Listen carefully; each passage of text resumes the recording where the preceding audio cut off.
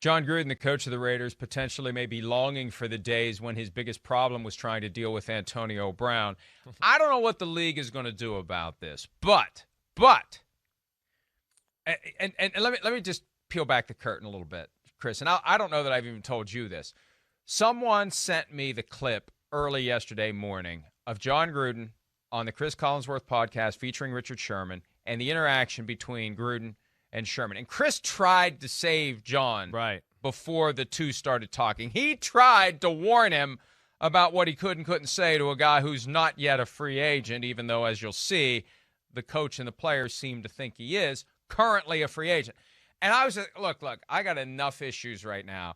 I got enough. Jon Gruden's already mad at me for enough things, like pointing out if it was any other coach right now, he'd have been at least mentioned for possibly being fired based upon his performance the last 3 years. So it's like, you know what? I'm not listening. Serenity now. I'm not messing with this. And then during the show yesterday, a general manager texted me that what Gruden said to Sherman is the most blatant case of tampering he'd ever seen. So with that, then I decided I got to deal with it. So we got to deal with it. We got to bring it to you. Here is Chris Collinsworth, Jon Gruden, Richard Sherman. Pay particular attention to the things said by Gruden to Sherman. Here it is. I've been punished very, very harshly. But Richard Sherman, if you are a free agent, which there is a rumor you are, we are looking for an alpha presence in our secondary, somebody that can play this Hawk 3 press technique with the read step. If you're available and interested, maybe you and I can get together at some point off air, brother. Yeah, there's a conversation to be had for sure. I am free and available these days, fortunately and unfortunately. Okay, the laughter doesn't matter. The attitude doesn't matter. The words are what matters. If you look at the NFL's anti-tampering policy, this is a textbook case. This is a stronger than textbook case because Gruden speaks to Sherman as if Sherman is currently available. He's not currently available. Right. He remains under contract to the San Francisco 49ers until 4:01 p.m. Eastern on March 17. Period. Now, there's a 48-hour window before that, immediately before that, where Gruden could negotiate directly with Sherman because Sherman represents himself, but it's not March 15 yet. It's February 4. You cannot have that conversation privately, publicly, seriously, joking, and I wish we'd have had the full clip there because Chris does try in kind of a jovial way to tell Jon, hey, we know there's tampering rules, and Jon just like, the hell with it. I don't care. I don't care that there's tampering rules. I've been fined before. I'll be fined again. Let's go. Let's have this conversation. I just was stunned by this. And Chris, here's the bottom line. If the NFL doesn't do something about this, and you're being the hall monitor. No, if you got rules on the books that you're not going to enforce, why the hell have them? If they don't do something about this one, there is no tampering rule. Well, I would the first thing that I think of, and Pete Demolitolitis put this on my radar yesterday, would be like the Andy Reid, the draft. What was that when he talked to? What was that Maclin? Jeremy Maclin, right? He spoke to Jeremy Maclin, right? A guy that Andy Reid had drafted and coached, right? When Maclin became a free agent 5 years ago or so. During that 48-hour window, when it's permissible to negotiate with the agent, technically you can't talk to the player. You can talk to the agent, can't talk to the player. Turns out Reid talked to the player. Right. And they whacked the Chiefs for that. So for that third-round pick. For that. Right. That's so what I want. That's what I want to say. That's what I wanted to say. Right. I mean, so that and is what we saw there in that clip is every bit as egregious as that, what Andy Reid did with Jeremy Maclin and everything like that. So that's where it will be interesting to see what the NFL does as far as this is concerned. Listen, I don't know why Gruden did it. I can tell you this.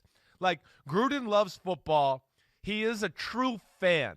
He loves these players. He loves the game. And he really does get infatuated with players like a fan. Like, he really does. There's no doubt. It's like, it's different than your normal head coach. He really will be like, I wouldn't be shocked if he's got a tape of Richard Sherman and is just like, man, and he shows his other corners and like, look at how he wears his uniform. Look how awesome he does this and that.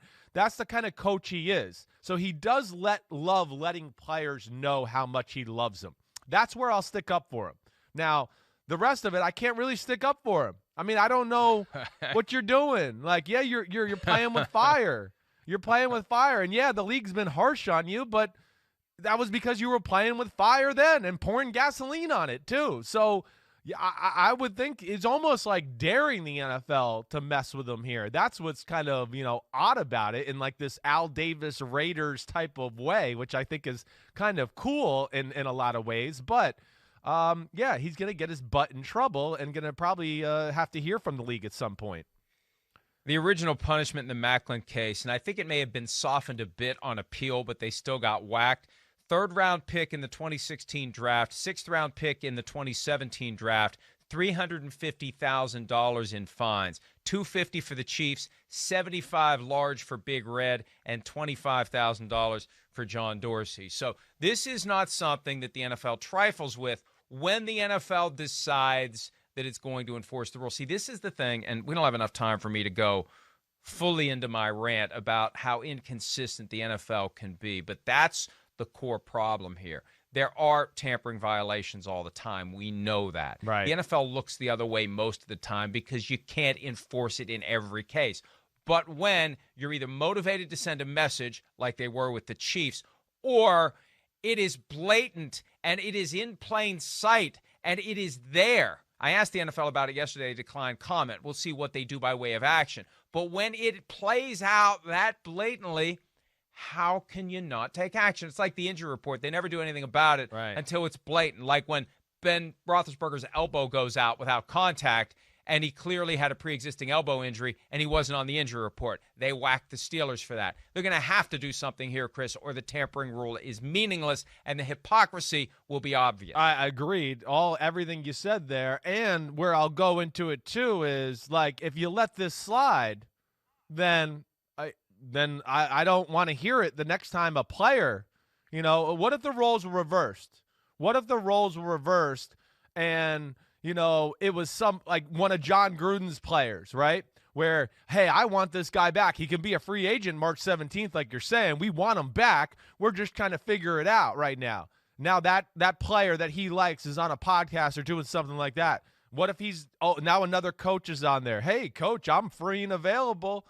I think you're looking for a corner in your defense right now. Like, are they going to start letting stuff like that slide? That's where I think it gets real dicey, and be interesting to see how the league does this whole thing. Again, this is the most blatant example of tampering I've seen. It's in broad daylight. It isn't even in the shadows. It's out in the open, and I guess it makes it less shocking than if you hear that it happened. Like, if we heard this had happened, if we heard rumors about that conversation, I'd be like, oh, my gosh, I can't believe that happened. There's no rumors. It's reality. It happened on camera.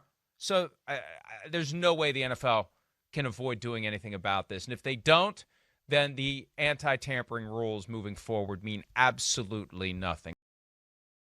Hi, I'm Mike Tirico, and thanks for watching. Make sure to hit subscribe for the latest news and highlights from NBC Sports.